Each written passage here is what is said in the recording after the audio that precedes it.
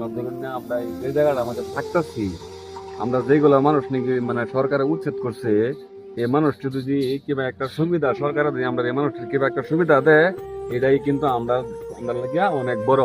মানে আমরা যতটুকু মাটি সরকারের নিচে এতটুকু মাটির আমরা দরকার নাই, মোটামুটি আমরা থাকবার জায়গাটা হলো সরকারের দোষ। মানে আমরা এই মানে আবেদন, মানে আমরা থাকবার লাগে জায়গাটা হলো সরকারের দোষ। এই যে এনো হাজার হাজার মানুষ এনো আইসে, আরো বোধ এনো বোধ 500 মানুষ মানে আয় পড়ছে। আল্লাহর রহমত বোধ কাল বছর লাগা বোধ আমরা যতগুলো মানুষ উচ্ছেদ হইছে সব জায়গার সবগুলো মানুষ কিন্তু নয়া জায়গা লয়ে এলবো।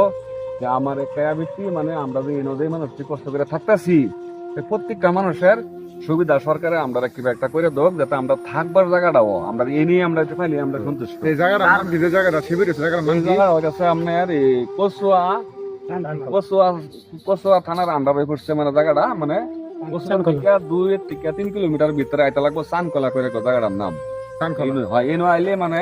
আর দুই কেউ যদি কোন যে আমরা শিবিরে যাই, আমরা যাওয়ার পর আগে আমরা কিবা একটা সহায় করবাম, এনো মানুষ দেখে আমরা সহায় করাম, তাহলে অবশ্যই আপনারা এনো আয়রা সহায় করতারেন। এই জায়গার আমাদের আয়রা সহায় আপনারা করতার বল কেন ইনশাআল্লাহ বহুত মানুষ আছে কমিটি মানুষ সহায় দিবার যদি মানে ইয়া এরকম যে আপনারা আমরা গিয়ে আয়রা সহায় করাম, অবশ্যই না আইলে আপনারা সবাই পাইবেন।